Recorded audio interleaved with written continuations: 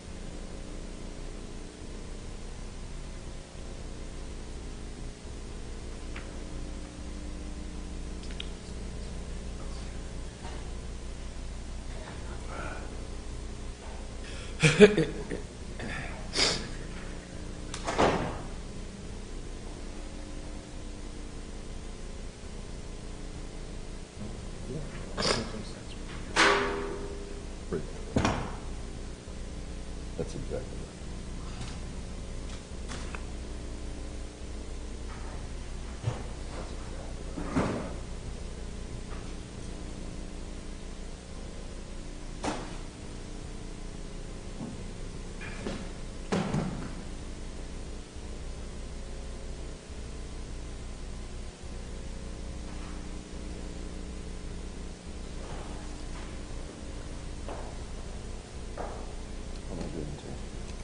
Very good. Very good. Get one of those candies for me. Mm-hmm. Thank you. Mm-hmm. Love it.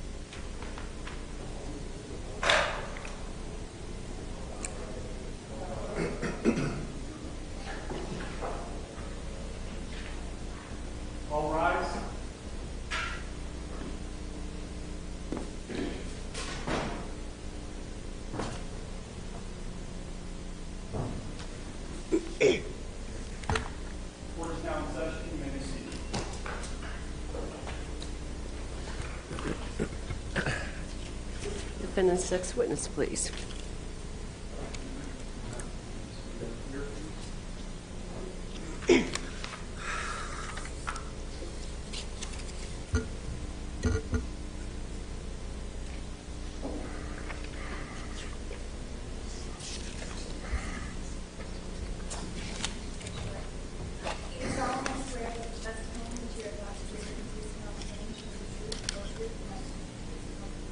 I do. Would you introduce yourself to the jury, please? Oh, I'm sorry. Petrie, P-E-T-E-R-I-E. Jerry, J-E-R-R-Y. Would you introduce yourself to the jury, please? I'm Jerry Petrie, an infectious disease specialist in Wichita. And in what office do you have your practice, doctor? It's called an infectious disease consultants, and it's on North St. Francis in Wichita. How long have you been an infectious disease doctor? Over 30 years. I want the jury to know a little bit about your background and experience, but to begin with, what is an infectious disease doctor? We do an internal medicine residency, which is for 3 years with generalized internal medicine. And then we spend another 2 to 3 years, in my case 2 years, in infectious disease, which is all types of infections, treatment, diagnosis, a lot of use of antibiotics and other medications, but that's strictly what we limit ourselves to in the practice of infectious disease. When did you graduate from medical school? 1975, And what medical school was that? University of Kansas.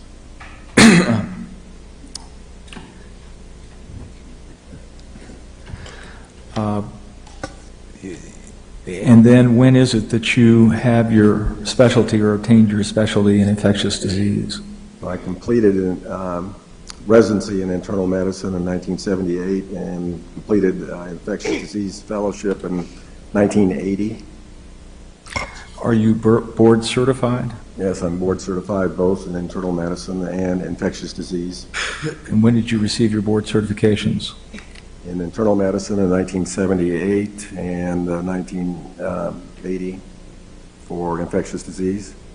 Would you, generally for the jury's benefit, summarize your academic appointments that you hold or have held? Well, currently, I'm a clinical professor of medicine for the University Kansas School of Medicine here in Wichita. What does that position entail? Well, it's like a full professor if you had an academic appointment, but since I'm a voluntary faculty member, but I've gone through all the stages of appointments from assistant professor all the way up to full professor at this time. And what is it you teach? Infectious disease and a lot of antibiotics and pharmacology in regards to that. Does infectious disease as a category of medicine, does that include meningitis? Yes. Does it include sepsis from leading up to meningitis? Yes. How about pneumonia? Yes. Now, and you teach where, sir? This is the University of Kansas Medical School? Here in the branch in Wichita. And how long have you been an instructor or teacher, rather, through the University of Kansas Medical School? After I became an instructor after I finished my residency. So it goes back to the late 70s. So you've been teaching about 30 years. Yes. Have you had any professional appointments? I've been By way of illustration, have you held any positions through any of the local hospitals? I've been, I was president of the medical staff at St. Francis in, I think, 1989. I've also been vice president for medical affairs for St. Francis Hospital and then what became Via Christi Hospitals in the late 90s, early 2000s. Yes. Are you licensed to practice medicine? Yes, in the state Where? of Kansas How long have you been licensed? since 1976. Do you hold medical staff memberships? Yes. What memberships do you hold? Via Christi Hospitals, Wesley Medical Center, Hutchinson Hospital, and I think also at El Dorado, Susan B. Allen. I don't know if this is dispute, but you're the chairman of the Department of Internal Medicine at Via Christi, is that right? Not any longer. I was at one Okay. time. When did you hold that position? It was actually chairman of infectious disease and chairman of the internal medicine department. That was back in the 90s. I've got on a resume here, chairman, Department of Internal Medicine, Via Christi Regional Medical Center, 2001 to present. Am I maybe not talking about the Yeah, right? that's not correct. Okay. No longer Okay. the case. And you have published articles in the medical field, is that correct? Yes. You've written abstracts that have been published in the medical field, is that correct? Yes. Now, have you, tell the jury about, if you could, the nature of your practice, the patients you see. Well, I have some practice that's office practice where we see patients that I've followed for years that have chronic infections or are in danger of infections, maybe have immune system difficulties. But the majority of the practice is hospital-based practice. As a consulted physician, we see patients at the request of other doctors for treatment problems related to infectious disease or diagnosis problems related to infectious disease. And then we follow those patients, and then sometimes we'll follow those patients after they are released from the hospital in the office. What is your experience seeing patients that have been diagnosed with bacterial meningitis? I see that fairly frequently, And for how long have you been following and treating patients for that condition? ever since I went into practice, actually. Do you have experience treating patients that have pneumonia? Yes. And what sort of experience do you have in that respect? Well, that's fairly frequent diagnosis. We see that almost on a daily basis. And what's your experience on treating patients that have cirrhosis of the liver?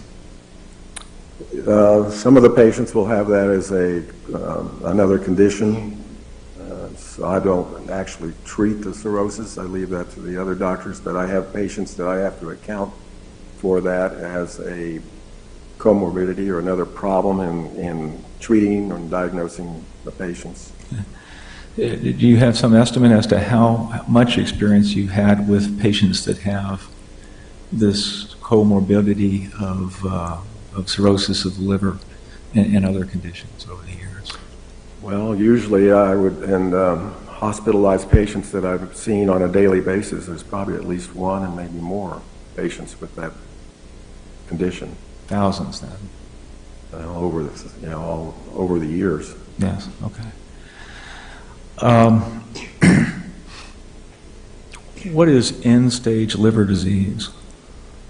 Well, that's where the liver is about to fail entirely or will shortly. It's not able to function, not able to clear toxins that the body makes, which is one of its major functions. And then there's other conditions that from the cirrhosis or end-stage liver disease that are set up because of that, such as bleeding problems in the esophagus and things like that. And do you have experience treating patients that have end-stage liver disease? Yes. Is it that I'm really not usually a treating physician, but a co-treating physician. Okay, and is that pretty much what we talked about when we talked about treating patients that have other related liver problems? I think we were talking about cirrhosis of the liver. Right. Okay. Now, you were asked to review some medical records, and then you were asked to formulate some opinions in connection with Terry Bruner. And I want to talk to you about those. To begin with, What medical records did you look at that concerned Mr. Bruner? I had records dating, I think, from 2006, where he was hospitalized at Wesley. I had Hunter Health Clinic records. I had records from St. Joseph, and then I had records from St. Francis, and they had some emergency room visits in that. But it spanned, I think, from 2006 to the time of his death in 2008. Okay. And I don't know if it's on your list or not, but did you also have records that you looked at from the Kansas Department of Corrections? Yes. That had medical records pertaining to Mr. Bruner? That's true. And those records span the time frame of 2006 through 2008, is that right? Yes. And then did you look at other materials or just look at the medical records? I also had some of the Department of Correction records. Okay. Did you form an opinion, and did you also look at the autopsy records? I guess that would be part of the Via Christi records, wouldn't it, or maybe not? It was contained in the records I had at the, as part of the Via Christi records. Okay. Did you form any opinions as to what caused Mr. Bruner to die? The cause of death was acute bacterial meningitis from an organism we call Streptococcus pneumoniae, or pneumococcal disease.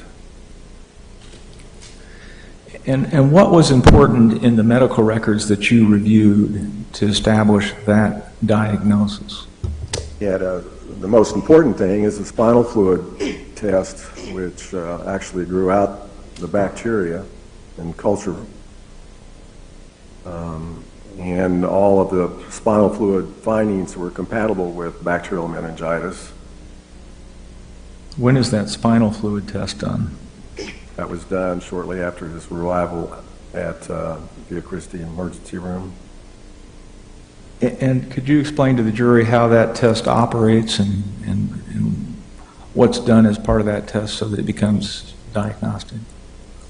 Well, meningitis itself is an inflammation of the meninges, which is the covering of the brain. And it's covered with fluid, which we call spinal fluid, or cerebral spinal fluid. And the usual way we sample that fluid is to stick a needle in between the vertebrae and the lower back and collect that fluid. And the fluid actually should look like water. It should be clear. And it shouldn't contain very many white cells, and it shouldn't contain any bacteria or any pathogens. It's normally what we call sterile fluid. In the case of meningitis, you're going to find a lot of white cells. We look at the sugar, it'll be low, the protein will be high, which was the case with Mr. Bruner. And then you do a culture, you do something called a gram stain, where they take and just smear the fluid and look at it under a microscope to see if they see any bacteria. And in his case, they did. And then they do a culture, which isn't resulted immediately, but within a few hours to a couple, 2 or 3 days. But that tells you what the particular organism is, and it tells you, then from there you can decide which antibiotics are appropriate. And in his case, gram stain did show organisms which looked like Streptococcus and grew out this bacteria in large amounts of Streptococcus pneumoniae. And the cultures you're talking about, that's where you actually take it and you put it in a little dish and let it grow? Yes. What is Streptococcus? Well, is that the bacteria that was found? Yes. What is Streptococcus? Well, there's different kinds of Streptococcus, and probably when people hear that, they commonly think of group A strep, which is the strep that causes strep throat and some other illnesses, but this is one called Streptococcus pneumoniae, and with the second word being pneumoniae, it's called that for a reason. It's the most common cause of bacterial pneumonia, and that's been known for, in adults anyway, for years. But it's also the second leading, or maybe the either the first or second leading cause of bacterial meningitis in patients that have other medical interventions. Is this a condition that you've seen in patients before, that is, patients with bacterial meningitis with this streptococcal pneumoniae? Yes, fairly frequently. And it's one that you've attempted to treat patients with, is that correct? Yes. And have you attempted to treat patients with that condition who have also had end-stage liver disease? Yes. So that's something that you've done on approximately how many occasions in the past? Well, that's difficult to know how many. I'm sure there's probably been anywhere from 20 to 40 over all the years that had both. That's just a rough guess. Okay. So, in your opinion, Mr. Bruner died of the streptococcal, of the meningitis from the streptococcal pneumonia. In other words, it's a bacterial meningitis, right? Yes. Now, did you form an opinion as to the source of the bacteria that caused the meningitis? Well, this particular bacteria commonly resides in the back of the throat, in the back of the nose as it goes down towards the lungs. And a lot of people will have that organism that's just there. It's not causing any problems. But with altered immune status or other conditions, that organism can get aspirated or find its way to the lungs, where it'll usually set up a fairly rapid onset pneumonia, which I think is what happened in his case. Okay. Well, you say this bug is something that a lot of us have, but it just doesn't affect us because of our immune system? Correct. What was it about Mr. Bruner's immune system that you found, if anything, to suggest that he was susceptible to this bug then?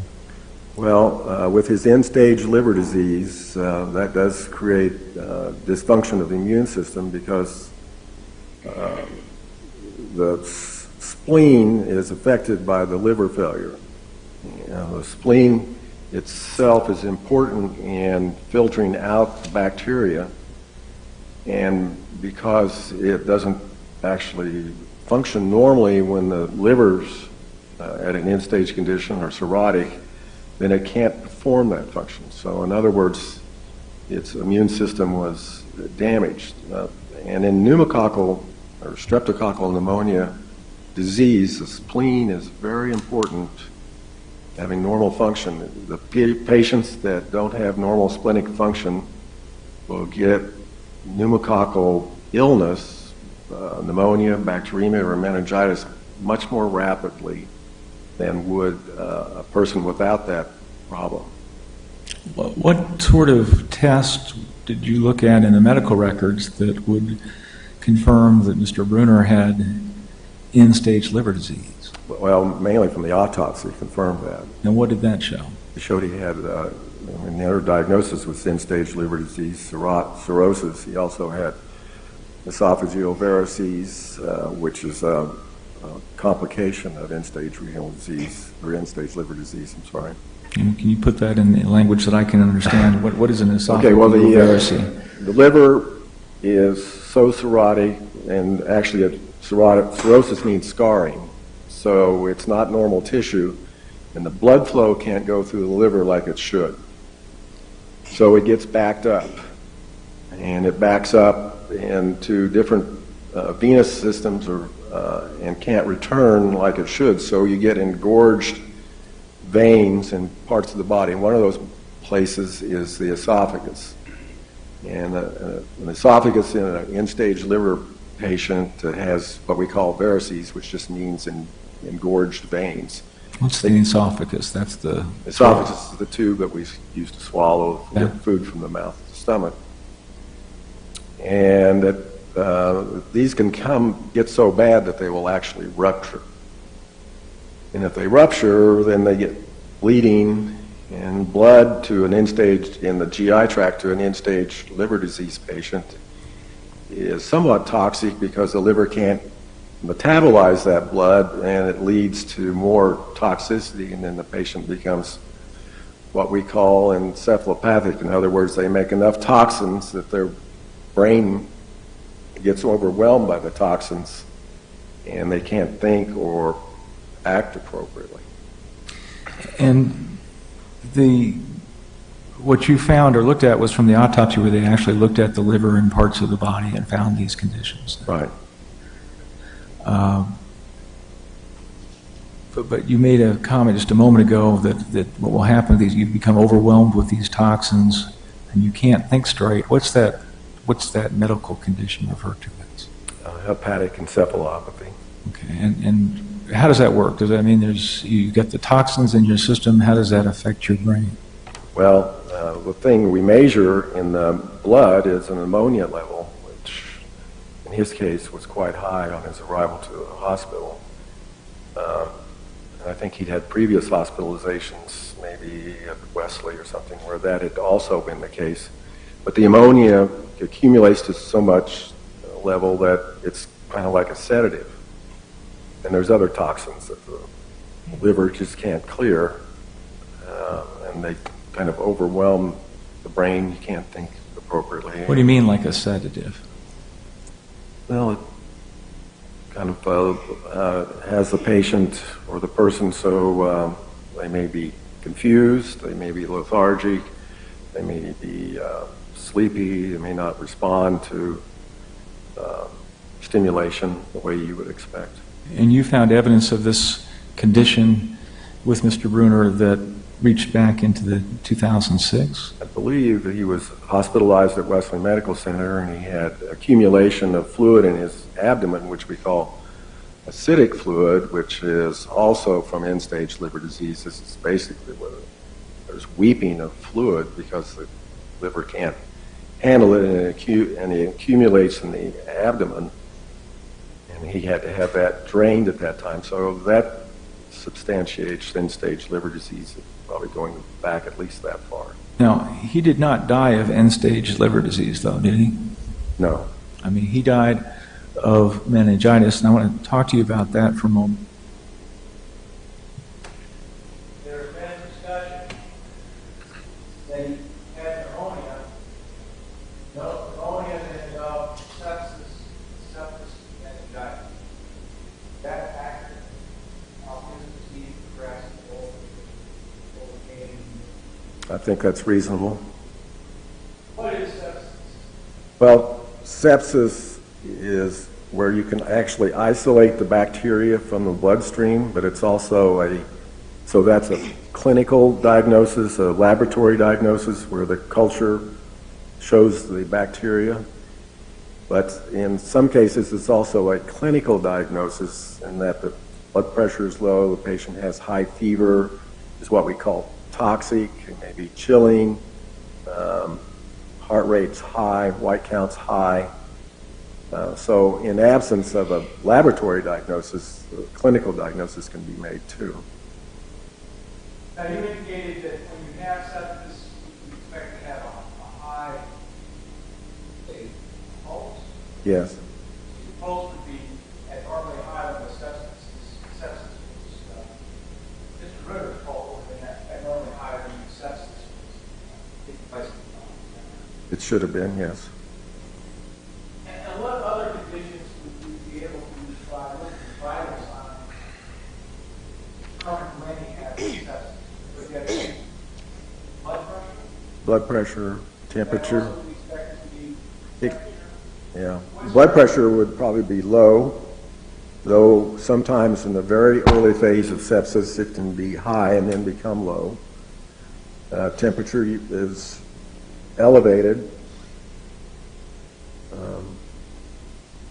Let's back up to the pneumonia. This is a particular type of pneumonia he had. Right. What was that again? It's a streptococcal pneumonia, bacterial pneumonia.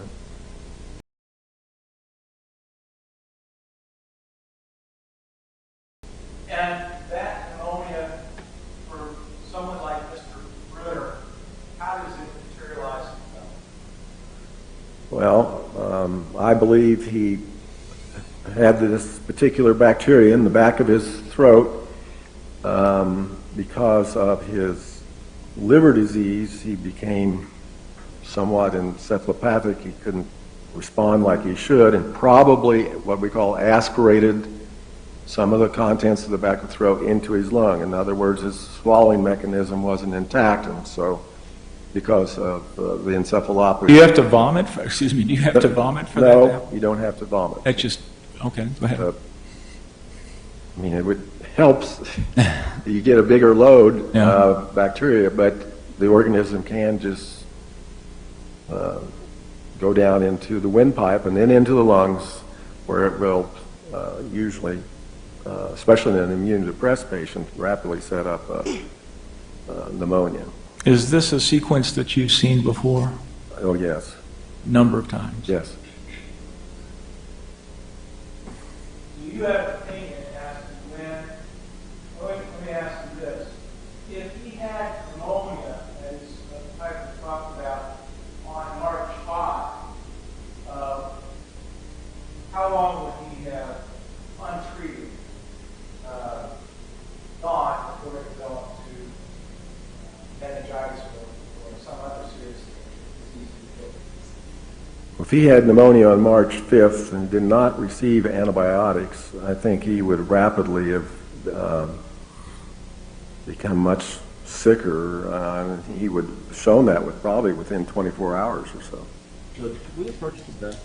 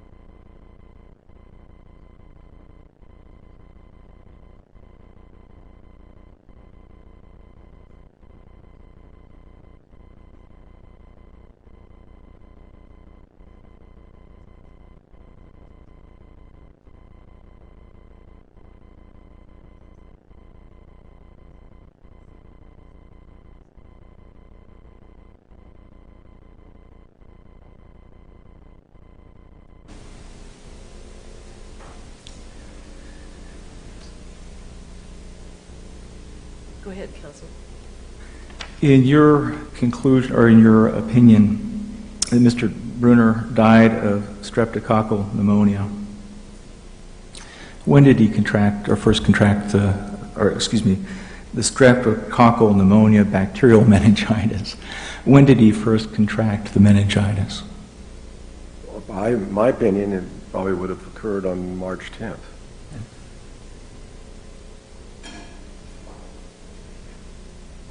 And leading up to that condition, when did he develop sepsis?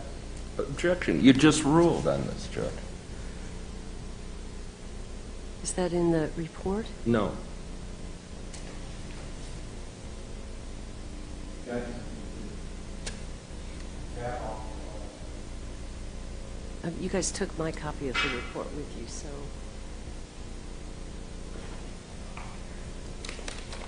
I have my copy. Okay. Counsel, I guess you should approach it.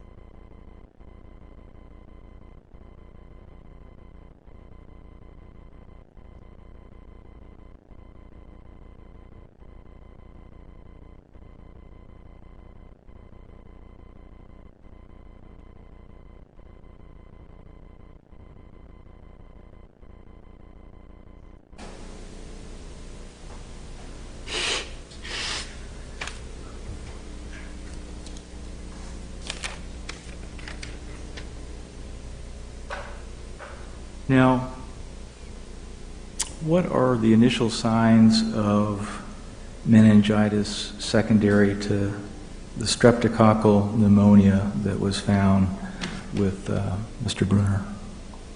In his particular case, well, he had altered mental status, which he'd had for some time, but that's typical of bacterial meningitis. He eventually became essentially comatose. He had fever at the hospital. He had laboratory studies that were all consistent with bacterial meningitis, with a high peripheral white count, spinal fluid like we talked about earlier, that was all compatible with streptococcal meningitis. At its very beginning, though, I mean, because it sounds like those are the symptoms that one has throughout. At the very beginning, what do the symptoms of bacterial meningitis of the type that Mr. Bruner had look like? Usually, if a patient's awake, they're going to complain of a severe headache. They may have neck stiffness and refuse to move their head because the neck hurts and can't move. They'll have high fever, chills. They may have nausea and vomiting. And then again, they may have altered mental status. At the very beginning of this disease, how do these symptoms appear different than what you might see if someone had a cold or the flu? In the very beginning, there's not much difference. Patients with colds and flu have fever. They usually have headache or diffuse aches, which we call myalgias, which means the muscles hurt. They have sore throat, congestion, and cough. So many of the symptoms are very similar. Let me show you what's been put into evidence in Plaintiff's Exhibit 2, or I think it's actually 4, and it's a record from ConMed that indicates on 310 that Mr. Bruner arrived in the clinic unalert, unresponsive to painful stimuli with what is this 93% reference? That's his oxygen saturation. That's how much oxygen's in the blood. And what is the 74? That's his heart rate. And the heart rate, is that the elevated heart rate that you... That's a normal heart rate. Would that be consistent with someone who has meningitis at that point? No. And then there's the 100.1. Does the AX go with that? Yes. What is that? Axillary means it's taken under the arm, in the armpit. You're talking about the temperature under the armpit? Yes. And is a 100.1 AX, is that a high temperature? No, it's, that's a temperature you could see with almost any infection, viral, including colds and flu. And then there's the 118/78. What is that? That's his blood pressure, which is a normal blood pressure. So is that consistent with someone who has meningitis? No, normally it would be low if they had a sepsis, which most of them do, accompanying that. Okay. Would this be consistent with someone who has sepsis? No. So it would neither show that he had sepsis or that he had meningitis at that time. That's a normal blood pressure. And what is the 20? That's his respiratory rate. And is that normal, abnormal? What? That's normal. That's how many breaths he's taking per minute. Well, would that be consistent with someone who has pneumonia in both lobes? Not typically, no. These are all normal vital signs except for the fever is slightly elevated. And this tells the history of the cirrhosis to the liver, and I don't know what that means. Do you? POS, PPD? That's a positive test for tuberculosis, a skin test. And then skin with moderate jaundice, is that consistent with the hepatic encephalopathy? That's consistent with end-stage liver disease. That means he's accumulating bilirubin in his system, which is a breakdown product of red blood cells, which the liver is not able to handle, so he looks yellow. And an abdomen distended, what is that consistent with? Well, at autopsy, he did have what's called ascites. Again, that's the fluid that's accumulating within the abdominal cavity because of the liver's not able to process fluid correctly. So that's the end-stage liver disease again? Yes. And unable to ambulate, is that a symptom? I don't know that you listed it, but is that a symptom of someone who's suffering from meningitis? Could be meningitis. It could be end-stage liver disease with encephalopathy or both. Skin warm to touch, and turgid. What is that? Turgor, I'm sorry. This means the skin, whether it snaps back into position quickly, like it should. And what significance does turgor have to a doctor trying to diagnose what's going on with a patient? Well, it says turgor and capillary refill, which is slow, which means he's not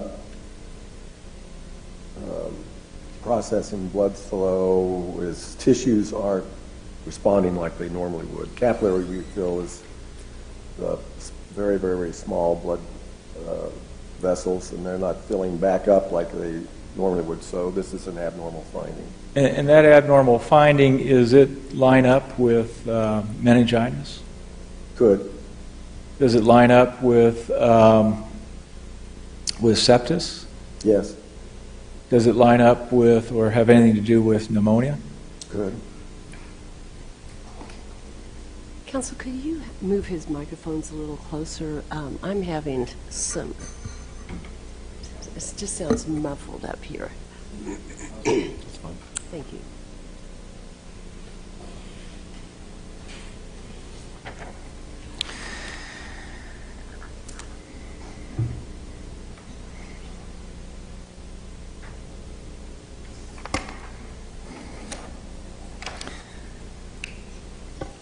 Is it possible to say when Terry Bruner probably first had the symptoms of meningitis that you discussed from the medical records?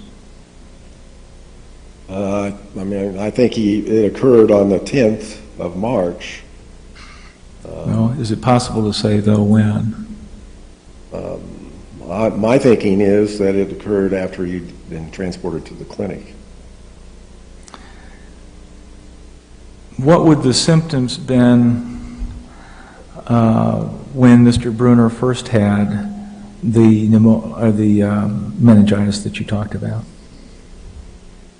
Well, in his case, he eventually did have higher fever, which was documented later, but his mental status was not as you would expect, even though his initial vital signs in the clinic were fairly normal. I would assume that those deteriorated over time. And obviously, by the time he got to the hospital, they were quite different. Did you find any indication in the medical records that Mr. Bruner had been sick when he was housed outside Sedgwick County on March 5? Other than in the medical record? Yes. No, all I recall is that there was a phone call from the referring facility that said he appeared ill. We talked about the hepatic encephalopathy and how that was a condition he had but didn't cause his death. Are the initial signs of hepatic encephalopathy usually general and may consist of like a headache or fever or general feeling of illness? Yes, they're usually quite vague, and it's something that progresses usually slowly over time, unless there's some sort of insult. Do you believe that, well, I think we talked about it, you said that Terry Bruner had the hepatic encephalopathy while he was at Sedgwick County. that would have been between the 6th and the 10th, how would his symptoms have appeared from the hepatic encephalopathy? Before he got to the Just that he probably would be less responsive, not interacting like you would expect, lethargic. How would these symptoms look different than what you'd see with someone who has a bad cold or someone who has the flu? Well, patients with colds and flu, I mean, they don't necessarily respond quite quickly, but with hepatic encephalopathy, usually the mental status is a little worse condition than you would expect with a cold or a flu, but it could be altered with a cold or flu also. Would this be something that is a subtle difference, or would it be obvious that It's probably more of a subtle difference.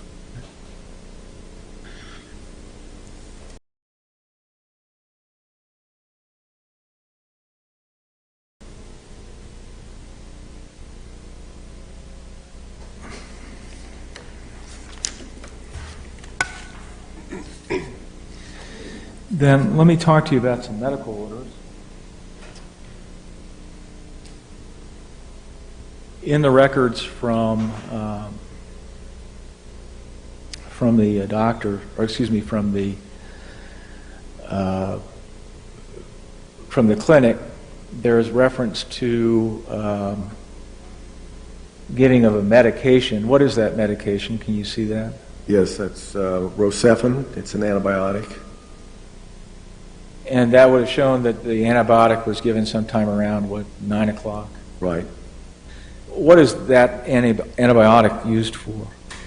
It's a typical antibiotic we use for pneumonia, but it's also used, but not in this dose, for bacterial meningitis. Can be used for sepsis. It is an appropriate antibiotic for this particular bacteria that was isolated. Now, there's some vital signs that were taken that are also part of Exhibit, I'm remembering correctly, Exhibit 4 from the clinic.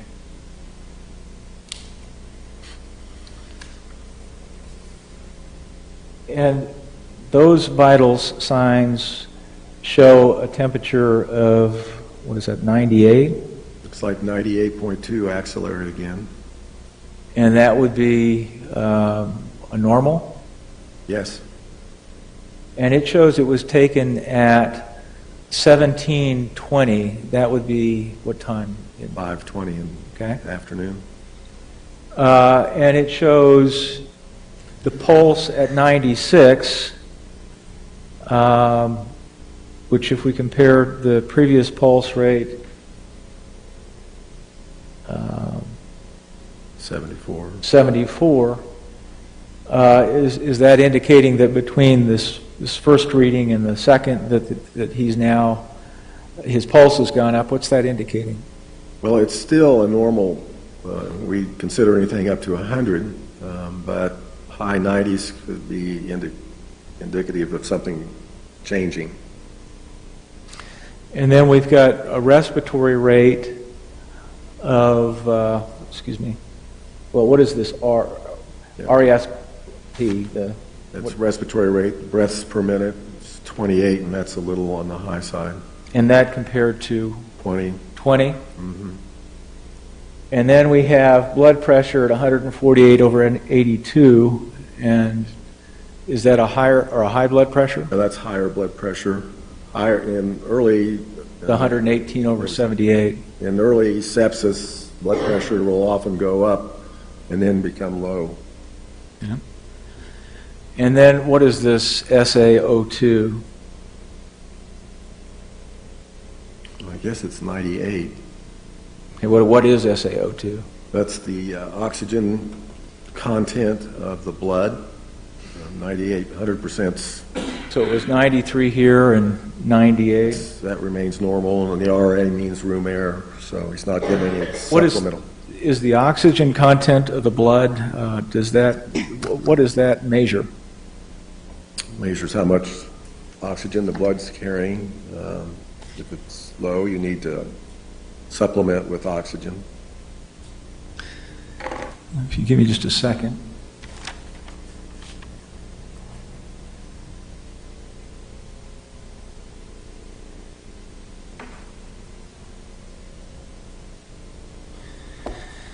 Well, now, excuse me. Would that have anything to do with the ability of the lungs to function? That is, the oxygen that they're able to get into the blood. Yeah, that's an indicator of how well the lungs are functioning.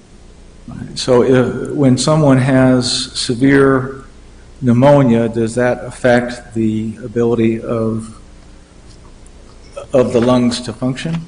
Yes. And does that affect then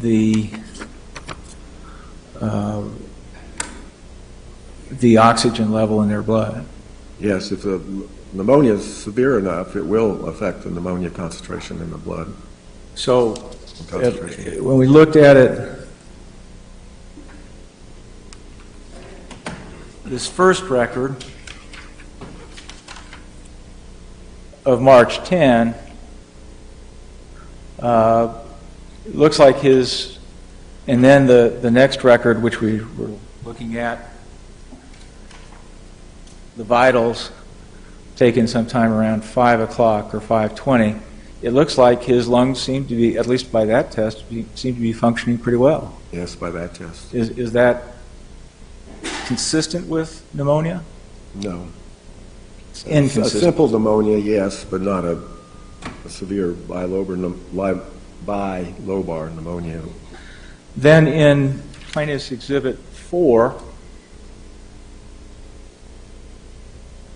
there's a history and physical that was completed by one of your former students. That would be Troy Holderman.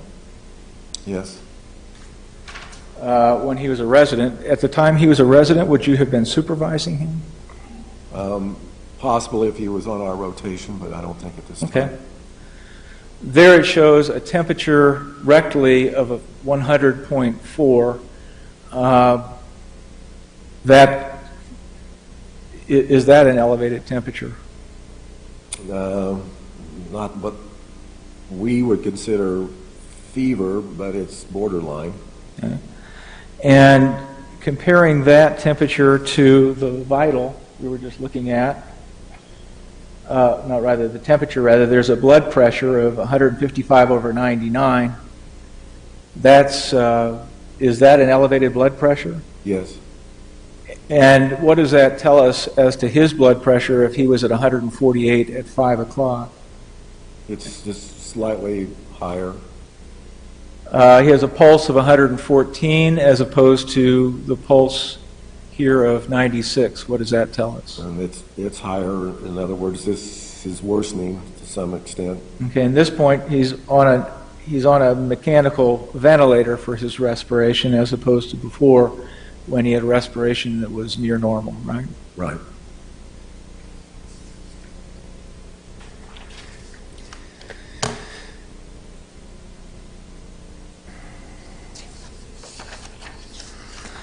There's a document that's part of Exhibit 4. No, I'm sorry, part of Exhibit 2, Plaintiff's Exhibit 2.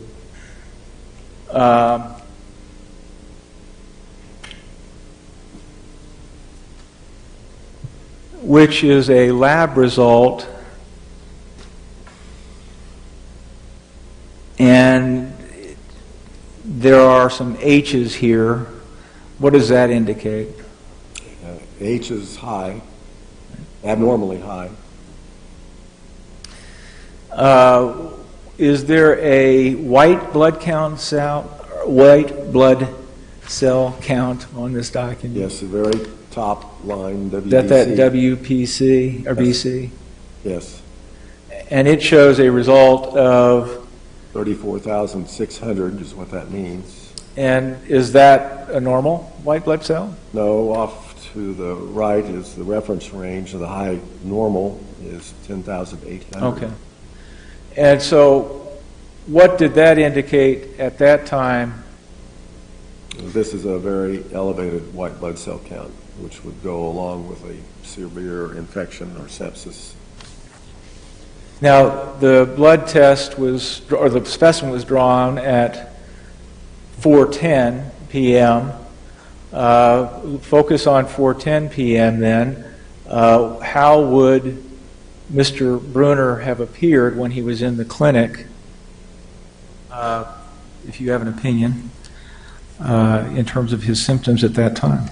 It looks to me like he's deteriorating fairly quickly while in the clinic. It's supported by that white blood cell count being so high. Now I want to back up and I want to ask your opinion on March 10, before Mr. Bruner is active.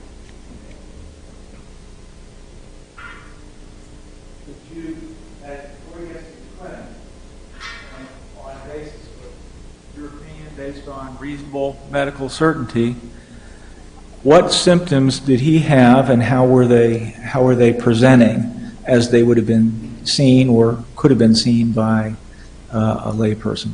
This is the same question. He answered these, he couldn't answer it. Question 3. Now he can? I think, Your Honor, if I can approach, I can tell you what his answer was. I can read it if you like. Go ahead.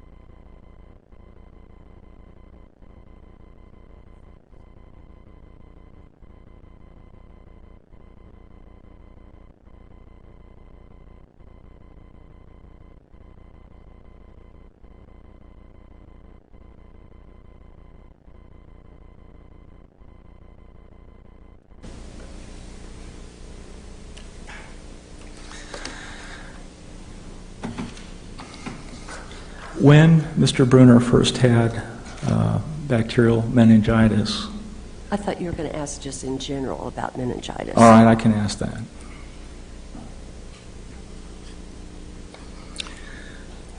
When Mr. Bruner, Excuse me. when anyone first has the sort of bacterial meningitis that Mr. Bruner had, what do the symptoms at their very outset look like? How would they look to a person on the street? To a person on the street, very early, it just often looks like a flu, non-specific infection. Thank you, Doctor. I don't have any other questions. Cross-examination. Thank you.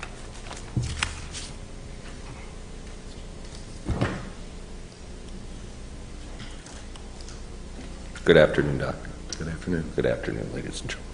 Just a couple of questions. He was obviously a very sick man, Yes. correct? Yes. His diseases, as you've just testified with Mr. Chalmers, had progressed at some time from bacterial strep pneumoniae to pneumonia to sepsis to meningitis, hadn't they? Yes. That's a progression. Yes. And as you progress along that, you get sicker and sicker and sicker, don't you? Yes, you do. So obviously, the time that he was wheeled into the clinic at 4 o'clock about, you just talked about those.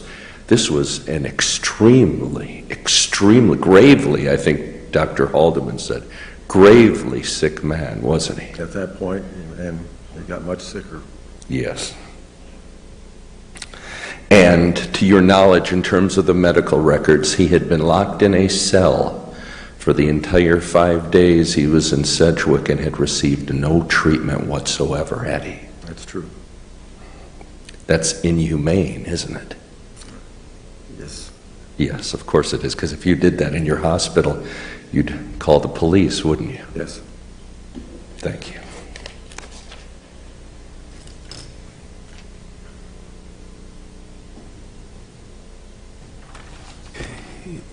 It's inhumane if you know he's sick, right? That's true. Okay, I just want to be clear on that.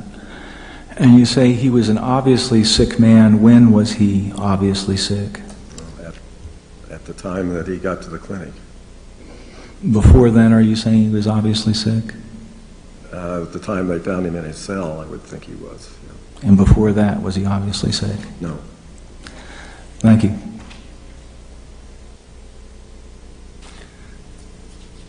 Just one question. Did you read, were you provided with the reports of what signs and symptoms he was showing? Well, I realize you just said he was obviously sick when they found him in the cell, curled up in a fetal position, diaphoretic, not moving, in a pile of trash. He was obviously sick, wasn't he? Yes.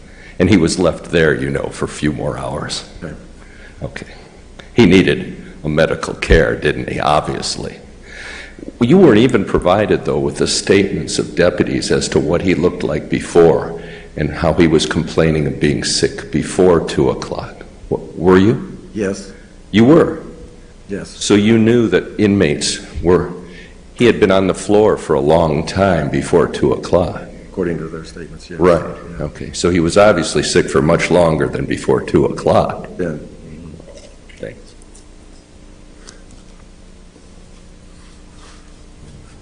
Well, the only statement saying he was on floor before 2 o'clock is from an inmate that had been declared mentally incompetent. Were you aware of that? no. All right, thanks.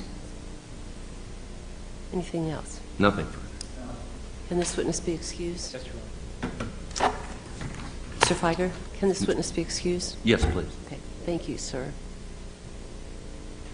Thank you, Doctor. Your Honor, I have one witness left.